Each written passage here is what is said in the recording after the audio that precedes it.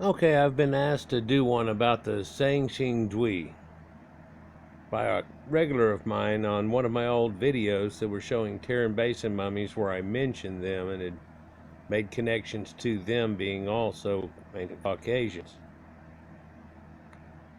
And he sent me a link. Now, I don't know if you know it, but there's actually 3 videos instead of the one that you sent me on that link right there. But one where she investigates it and figures out where it is, then the second one that we saw there, and then a third one that she kind of makes more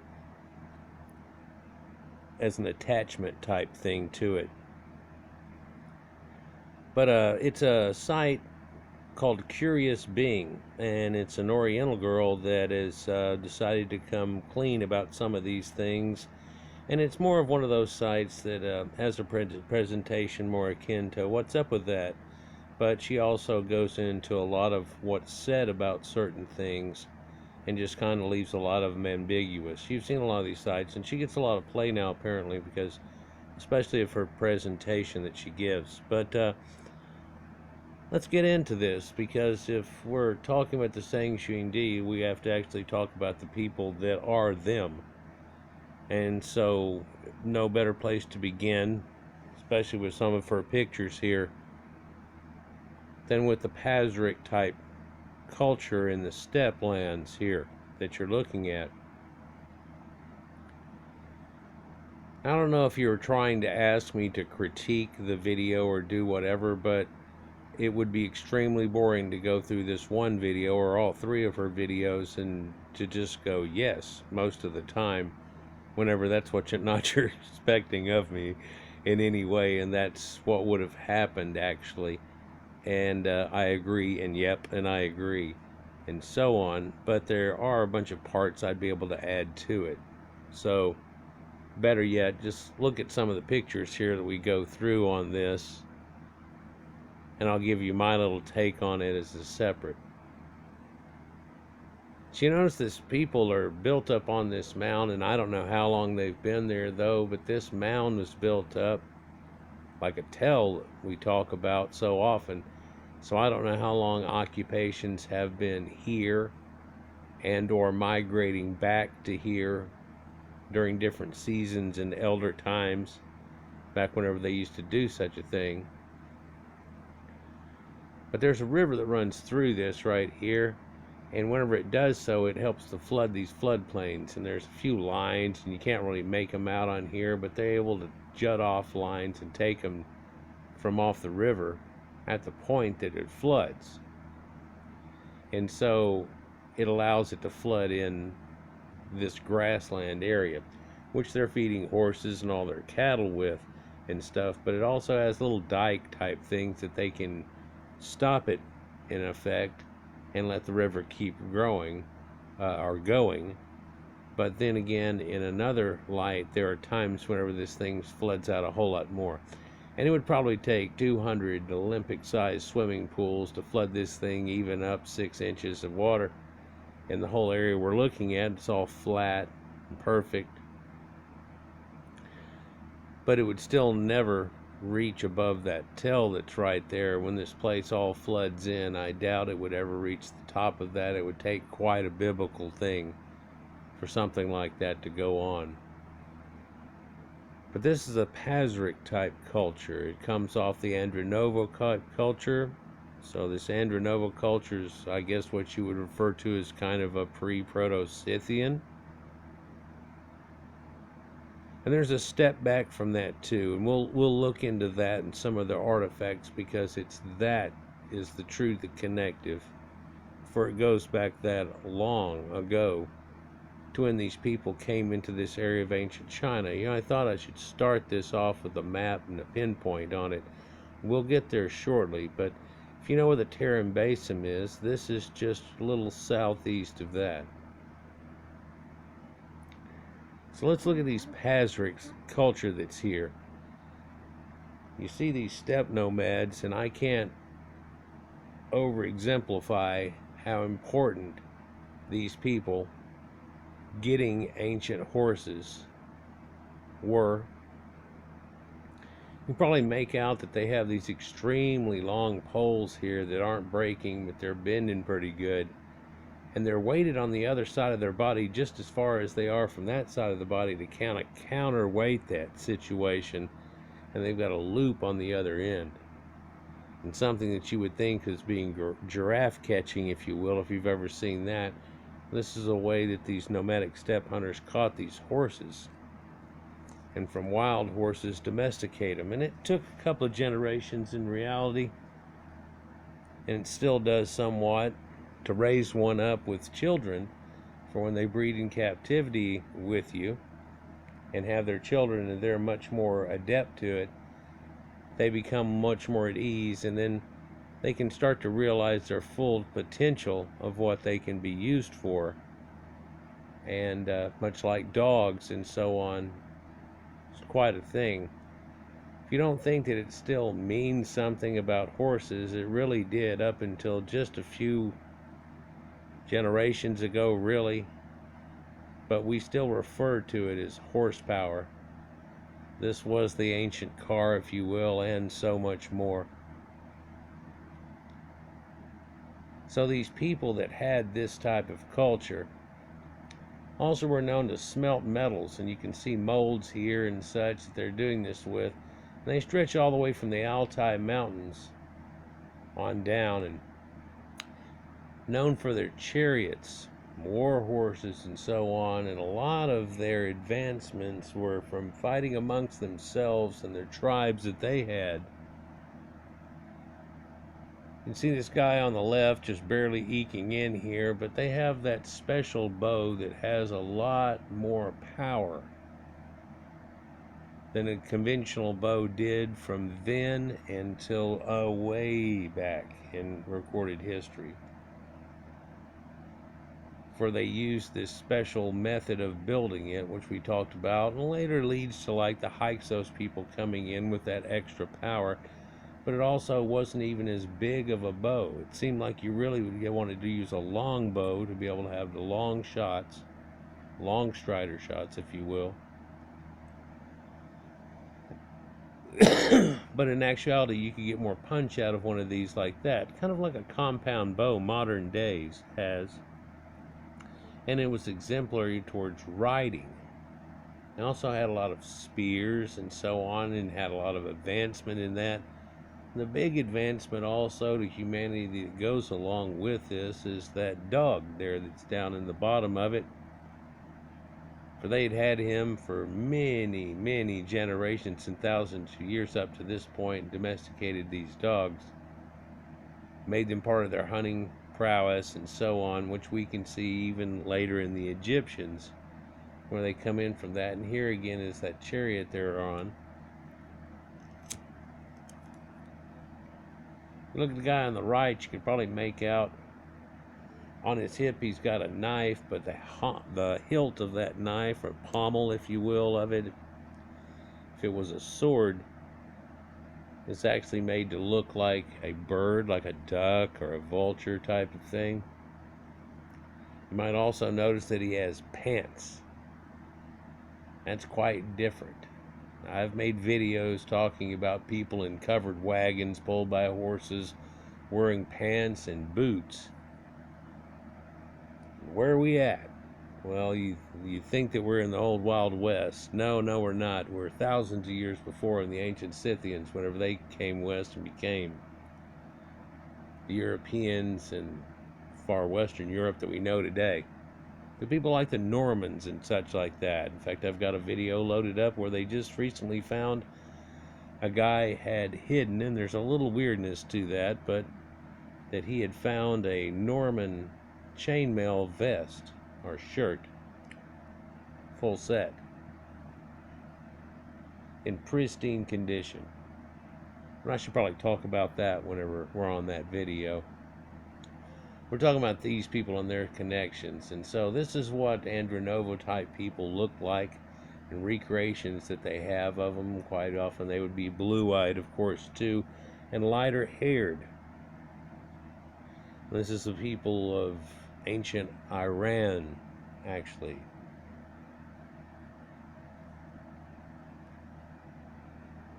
Not quite exactly what you see today in the demographic, but that's not what this video is about. They used to mine copper and tin in those mountains. First copper, and then eventually making bronze. So if we step back from the Andronova type culture one more step, what we're looking at is something that they refer to as cima tiburno, metalworking, from two sites that are seen here, Cima and Tiburno. But a culture that ran through the whole area. They're not picking it out singularly like they do as later, and small differences really. And looking at it as a swathing culture that, if you look over here in the bottom right hand corner, which the arrow or spearhead's pointing to, leads off to that Tarim Basin, and that little squint off at the top part of that actually leads to where we're talking about in the Sanxingdui, who show some weird masks. There's quite the anomaly with that. It really looks something like Abe Lincoln crossed with an alien. And we'll get to that here shortly, along with genetics and a few other things that are associated with this. But me having all these armor books over here comes into play whenever you find out that they have found these type of laurel leaf blade top spears in that area over there where it's pointing to, because that spear seems to go all over this culture here. But actually we can make a connection right now that this actually comes from before the Bronze Age, whenever we were still using flint, and the ancient Solutreans used to make blades that looked exactly like this. Now, the problem with the Solutrean blade when it hit something hard was that it would crack the tip of it especially, and it's because it was made to be faceted as being flint. And if they could have put some little ridge like you see down the middle of this onto it, it would have given it a stability that helps out. In fact, that effect comes in effect with, of course, copper, and even in bronze once they find it hardened copper in the Copper Age, and then out of the Chalcolithic into the Bronze Age. But in doing so, it helps to keep it from being bent. It gives it a little extra structure, but that same look is found all across this area. One was saved from Western Europe to Mongolia, all the way down into China. In fact, that little dot that runs off there actually runs into the sea. Just a few more dots off the end of the screen there, and then there's Japan. And there's a connection there too, but that's not what this video is about. We're supposed to be right back, well, a little lower than that arrow or spear is pointing at. For really, we're looking at some place that's right down in this corner here. We know about the Tarim Basin, which is right at the end of the spear tip. We'll go into those a little bit here later, but having all these books over here about ancient armor and everything, that I recognize this right off the bat. And this is a specialized weapon, for it has something other than its laurel leaf design that goes along with it. Is that hook that looks like a thumb hooking back off of the top of the spear there. And there are many type of pole arms which spears are connected to that they once started making advancements to, and this is one of which is well known. This one is referred to as a bill, but they have a lot of different ones: glaive, guisarmes, halberds, all kinds. I could go into an array of them and used for different purposes. And this is used to actually penetrate into something and then get hooked like a fish hook and not get back out. And you can see, pardon finger of God here, how it runs over, and then this is hooked back, but giving that smoothness to these points that once this punctured through, this would maybe, if there's enough thrust, would hold on to it. But its true purpose is actually to hook against a rider of a horse and try to dismount him and pull him off that horse. Can be done with a pole arm, especially if he's trying to fight you with a mace or a hatchet or sword. It's much shorter. It's kind of that 10-foot pole thing. There's another adaptation to these things that goes along with the other end of this. It's not the spear point itself, but the spear bottom, for they sometimes put a pommel on the bottom, but didn't necessarily need to, for they could take that same 10-foot pole, when horse riders were riding in hard and trying to come by slashing, they could embed it into the ground and pull back on it, leaning into it, aiming it at the rider. And when the rider came in tight, they did this maneuver real quick, and it would actually hit that rider, and like a lance, pick him right up off that horse, sometimes shish kebabbing him. That gets a little gruesome. Let's go away from that a little bit. But there towards the end of that spear, in this area here, you can see that there's a little loop that hangs up too. And this thing would have had bitumen type tar with like a glue adhesive type device put into it, and the sharpened spear shoved up onto it where it seals. But then another clasp like that would have been on the spear itself, and if they wanted to, they would hook them together and make it to where it was one tight unit. If they didn't want to, they'd leave that off, and it's possible that it would leave this spear in something. Say like you were hunting a mammoth back in the day. It's a way of actually leaving something in him, for if you left that in him the way that it's built, it made the wound gush. Yeah, and you can imagine right after you pull it out with this design with the extra splines on the side of it, would do the same thing. These things are over a foot long in many cases, and so this wasn't something like an arrowhead. It was quite a bit larger. Something you would think about would be for taking on mammoths and such. Well, the Salutrians had this back in the day, but it kept on and kept showing itself up over again, didn't it? But there are connections to those people in the Caucasus Mountains and so on, and this is cement turbino metalwork dating from about 2300 BC to around 1700 BC, and then it starts to be referred to in separate occasions. Nowadays referred to as the Yamnaya and Triptychilian cultures and so on, but it's really a cohesive type of people with a little bit of variation on a theme, not much. So why do we keep talking about these steppe people that lived in these yurts and so on? Well, it's because we found the artifacts here, and what we're looking at are these type of blades that are almost exactly matching, if not exactly matching, everything to a T, including the hairpin type thing in the middle that's made out of gold. You notice the things on the right, the reason they're shown extra is because they've either been silver gilded, as the one on the far right has, but it has a golden clasp on the bottom of it, and the other one has it down the spline and the golden hasp at the bottom of it, and the dagger or little knife that they have there has it in the center crease of itself. These other two ball things that are over on the left, and then the knob with the four knobs, are all maces. A long time ago, did a video about it, but you probably haven't seen it because it's over 3 years ago, about people saying all over Europe there are these balls that look like that, and they're making swirls all over them and so on. What's that all about?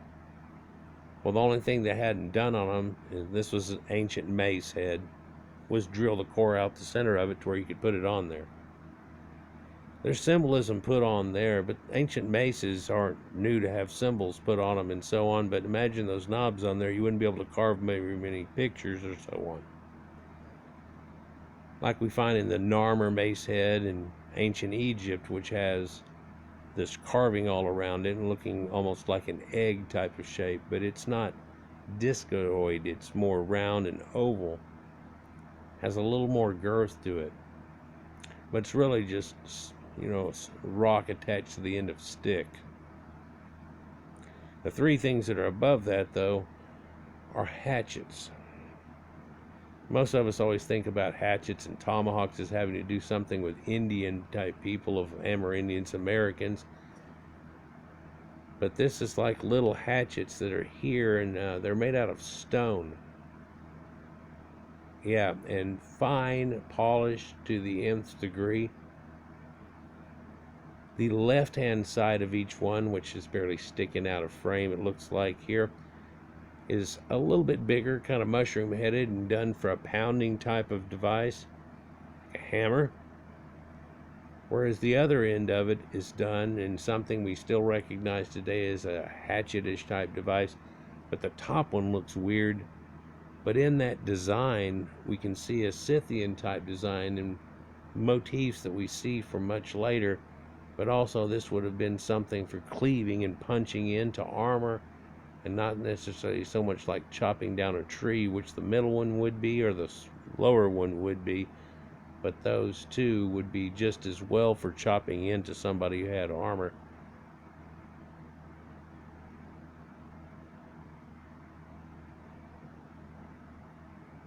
So these nomadic people, who a lot of times you just think of as having, some horses and they're just wandering around someplace, that isn't really the picture that was going on in that exact same spot in the elder times. When we start to find places that were major cemeteries and sacrificial sites of these Sema Turbino type of people, which are again are the proto-Andenavian, which have been the pre-proto-Scythians, if you will, that we know of from the Greeks and all the stories of there. We find curiously that it's leading over all the way off the screen in the left into Western Europe, leading down in a few conspicuous places, but around the Black Sea and so on, and then also far to the east here, correlating all the way to the Tarim Basin and so on. And then those few red dots, well, there's one that's just right on the edge of the screen, right here. Doom. That's not even the one that we're talking about. For the one we're talking about, it's a little bit south of that. But it's not known as being actually from these people. They don't want to correlate it to there. That becomes the issue. When the guy sent me this, he was like, wow, is it true? And I was like, yeah, it's true, and blah, blah, blah, blah, blah, like I normally do, and type something pretty thick on there. But I was only getting halfway to it, and thoughts started coming to mind. And I go, man, if I type all this, again, I said, I have a video. I feel a video coming on. So we can see all these sites here, and we're looking at them. They're just little dots, and then there's ovals, and then there's stars. Well, Sema is one, which is here, and Turbino is number 4, and it's here.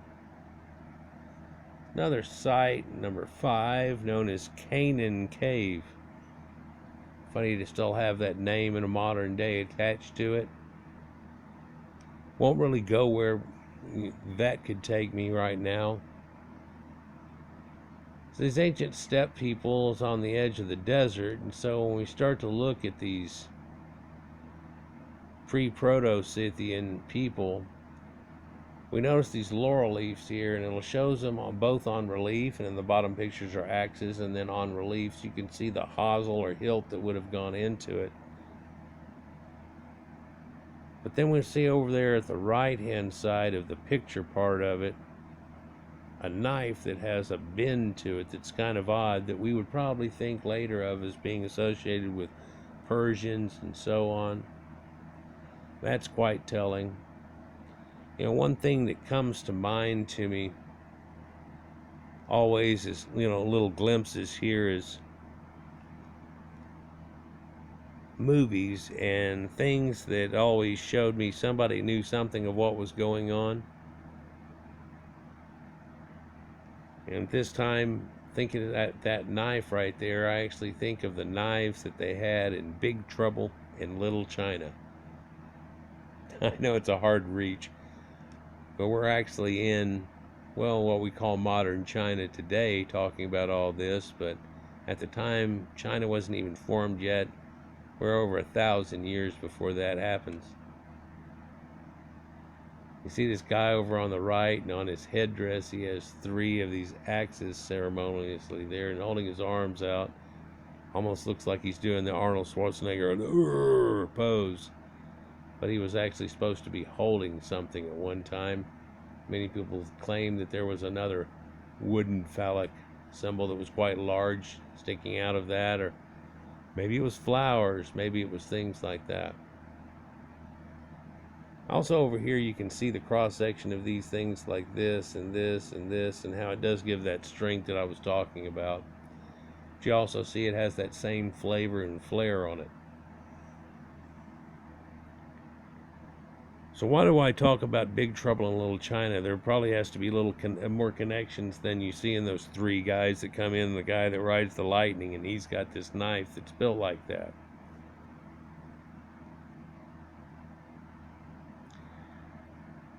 Well, there's a lot of things that are shown sometimes in movies that show you that they did know something about what was going on. And in fact, in this case here, Big Trouble in Little China, and this actually in the Sichuan province that we know of today. You know, when you go eat Chinese, you got to watch where you're going so you can order the right thing, because, well, in America quite often they've mixed them all up and they've got your favorite dishes. But there's Hunan, there's Sichuan, and so on. But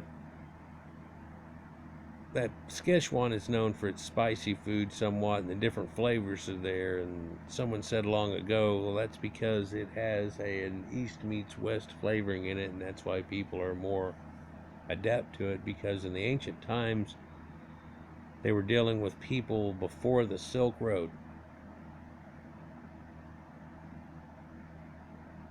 Still carrying back and forth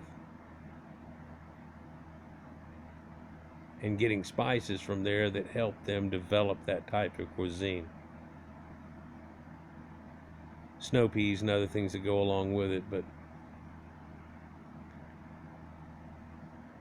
so why would Big Trouble in Little China show up in my mind about this? Because it's surely not just that one guy.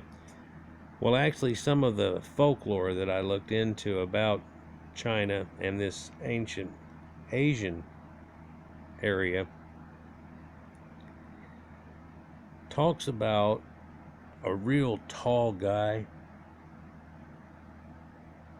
and that he was a god man that became immortal, like when you hear stories of him in pools of mercury, and this undead army he had waiting for him. And it makes you think nowadays, when we found the terracotta army, you were talking about something like this, all set up, ready to go, right? Well, what's the deal with that?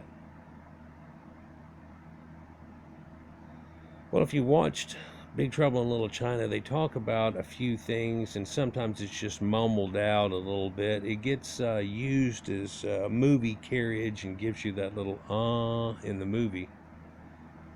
First time that it happens is, if you've watched it, is whenever Jack Burton has his truck stolen, and then he has to wear this robe and stuff, and he's calling on the phone to try to get the insurance guys onto it, and eventually the phone gives out. But while he's talking back and forth, the old man that's sitting there is the father of the guy that they're, and they were at the airport trying to pick up his bride-to-be, and she was special, see, because she was a girl with jade green eyes.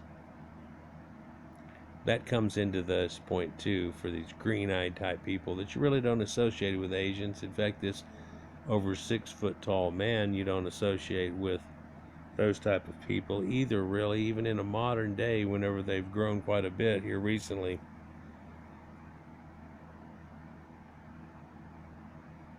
But in reality, in the time we're looking at, they were very diminutive type people, quite short, even compared to most other people on the planet. But in that scene where you see him talking back and forth and he's talking to him, he blurts out the fact that they just saw this guy who ends up being Lopan in the movie, the bad guy, 6 foot tall and so on. And the old man freaks out and is like, "Why didn't you tell me you saw a Lopan?" And he goes, "We didn't, Papa." Where he's just talking stuff, and he stops talking on the phone for a second. And he goes, "Yeah, we did.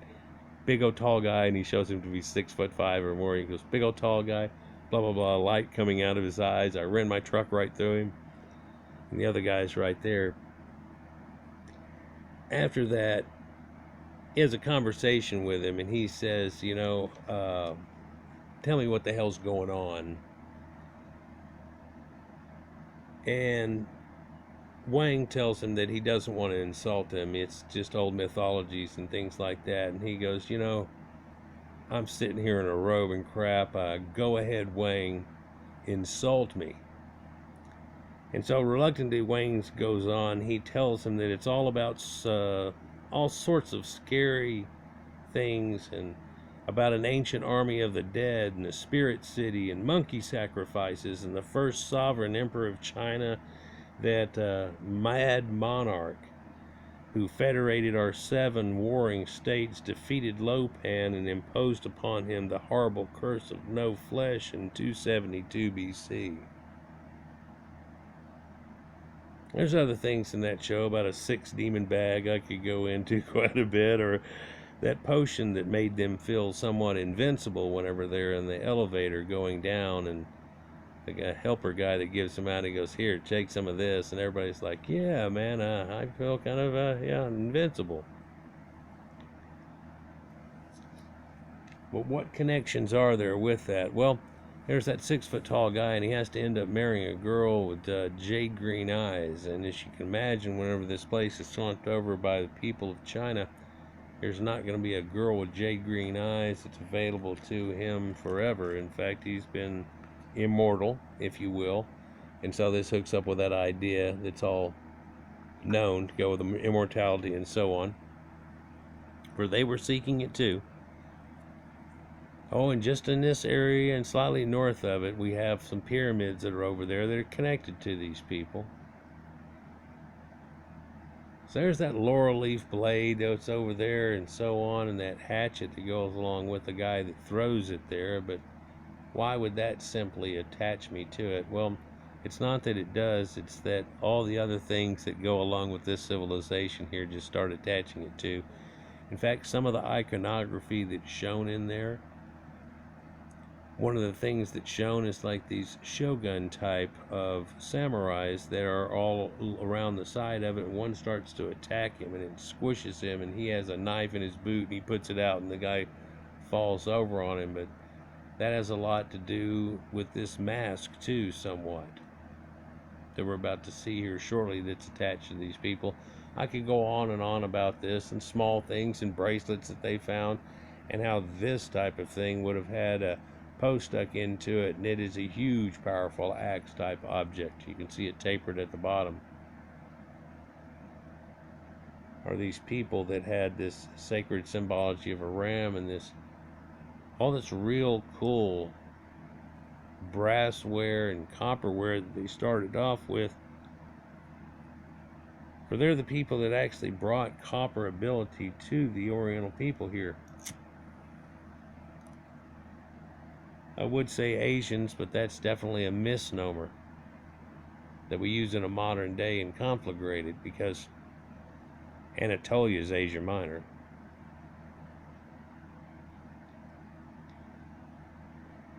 So if we go on here, we can see that there's these laurel leaves that stretch far off the screen to the left and far down into the area that we're talking about. It's not just the laurel leaves though, but they also have that thumb billy hook that unhorses riders. Now that one that's up there on the left is actually showing an armor piercing form of it, for it takes a little more to be able to puncture through that.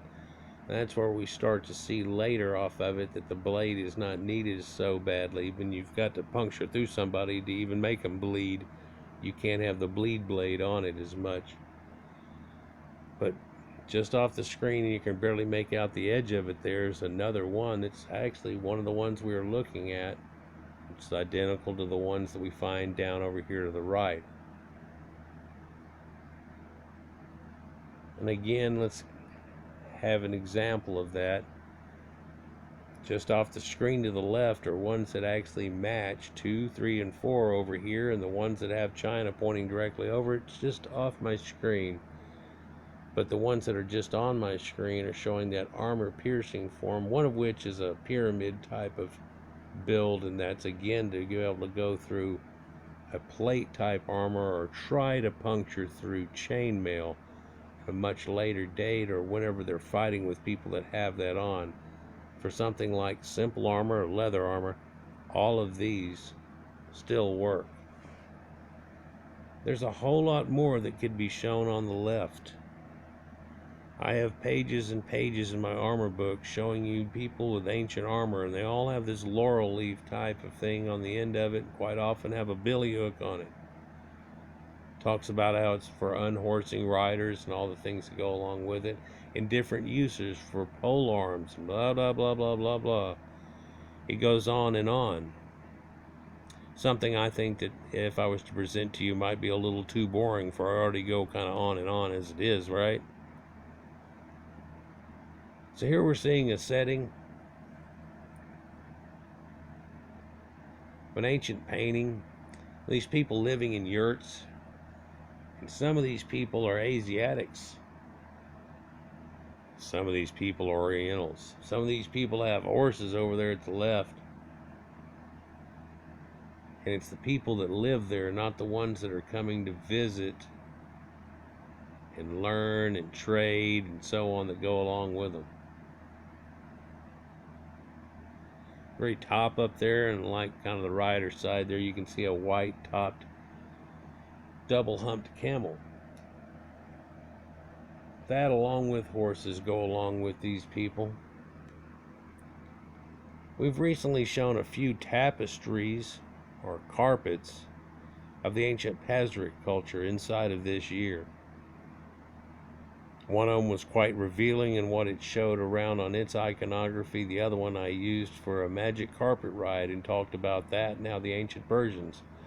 Now we talk about a Persian rug or an Indian rug and where that came from and its iconography and where that reality set at. But just off the edge in the top right, there's a man with a dog with blonde hair.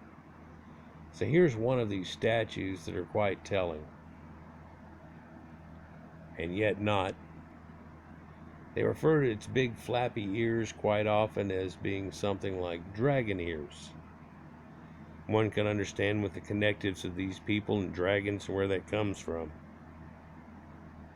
They'd make that. In the local area, they do a dance that's associated with the visitor center that's attached to this area with the museum. It's pretty nice. They do this little dance where they have these yellow type masks on that look like this above them and more exaggerated ears, and really if you took both ears off and stuck them together, that's a butterfly. And they're actually doing a spring dance. They don't really realize it. Some of these guys, they noticed on them that they're still painted in some way, so it wasn't just this. Some of them are gilded in gold. It's got kind of a squished appearance to it. This isn't the most telling like the other ones are, but that extra band that's around the jaw there is supposed to indicate him having a chin beard. Other depictions, I say, look a little like Abraham Lincoln. I think you'll probably be able to see it. Can you see that it has a third eye?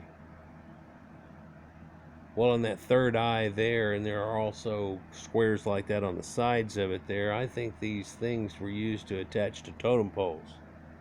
We've talked about ancient totem poles, the Shigir idols, and so on. This would be a top of totem pole. In fact, I believe this is supposed to be effigies of the gods in a way. Abraham Lincoln crossed with an alien. You can kind of see it a little more here. This is a gilded form. Some of these gilded forms had fallen off and lost pieces of them to where they just have fragments of them. It's all dented up. Here's a couple that really aren't. And this is that oddity mask that we're talking about. On this, you can see the chins too that are there, and probably that look that looks a little bit like Abraham Lincoln is pissed off and he is possessed by an alien. But there are others that show this a little better. They also have an iconography that looks like this, where you can hardly see it on the right, but the stalk sticking up. And then on the right hand side, you can see these eyes on him that are telescopic. They say they're not sure what that all means or what that goes with. I think that it actually means that he's farsighted, like if he had telescope vision, that he's all seeing, and his exaggerated ears is that he's all hearing, and that he's a type of god that goes along with these type of things. In this picture, you could probably see that butterfly appearance a little bit more. Also looks a little bit like an elephant's ears, doesn't it? These crests that are on them look like a crest of a bird, but it also goes along a whole lot with the ancient Scythian culture and how they used to have a bunch of jewelry that had a filigree that looks exactly like that. Whenever I show you depictions that are coming up, I want you to notice a Mayan flair to this type of look too. But here's a depiction here of one of their major idols, and it looks like he's coming out to give you a hug or hold on to something, and there used to be a great staff or something stuck into his hand where there's a hole put to be there that didn't last through all of it. But also, if you'll look at the carving or the little etchings that are ghosted on the glass that are around behind him, they show you a better depiction of the etchings that are pretty much rubbed off but are still evident on this guy. Top of his head is a crown that looks a little bit England-y crowned, if you will. It goes off the top of the screen.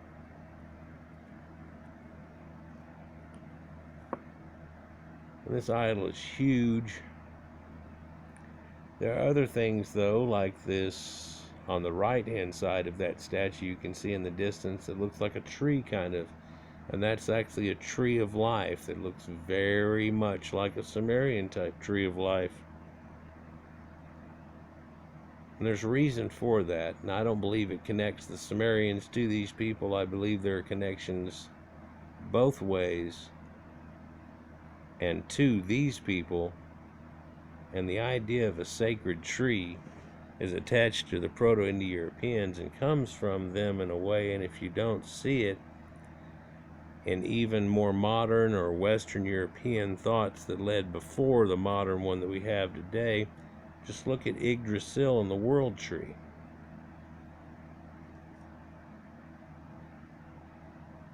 The tales are attached to that. So there's a lot that go along with that. Now this stylized art that they use, of course, doesn't look like it, and you can't compare to it something like the Greek or Roman art that they have here. When you try to compare it side by side, it doesn't really look the same.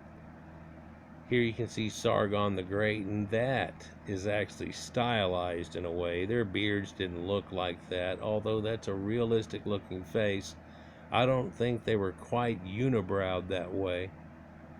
You could see that if this was made like the Egyptian mask, that would have been made out of lapis lazuli and so on. And that's what they talked about their gods were and so on.